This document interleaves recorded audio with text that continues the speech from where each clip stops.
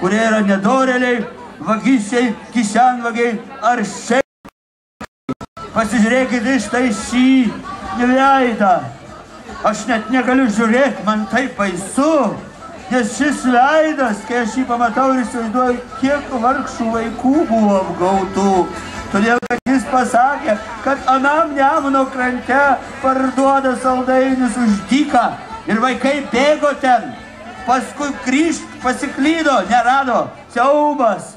O kiek kad jūs atsisėdę rastumėt išpurvintą užpakalį. Siaubas. O dar ne tas žodis, kad kai kurie skėčiai yra taip kita, kad jums ant galvų lytų lietus. Siaubas. Ir aš manau, kad jūs turbūt įsivaizduojat, šis nedorėlis, mačiau, nuėjęs už bažnyčios, meldėsi tokiais žodžiais, lyg lietau. Siaubas. Ir mes norim ko? Ko? Karščiau ar norim? Kągi, brangusis, atėjo tavo atpildo valanda.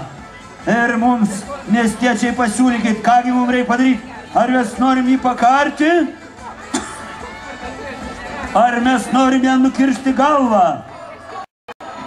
Tai apsispręskit dabar visur taip. Ar kariam, ar kertam galvą? Kas už tai dabar savo šūksniais patvirtinkit? Kas už tai, kad jį pakart? Mažuma.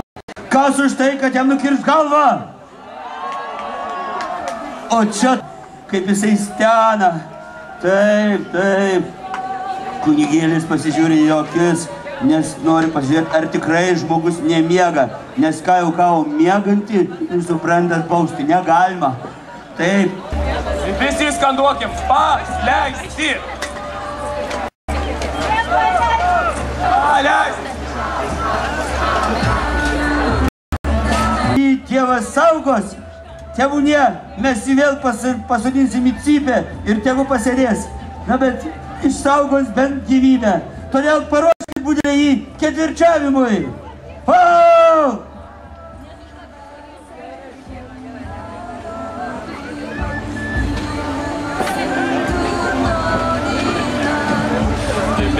Dabar mes pririšim prie jo rankų ir kojų virves ir ištempsim į 4 pusės. Ir mes visi tempsime tol, kol tos arba virvės trūks, arba jis taps ketvirtadaliu.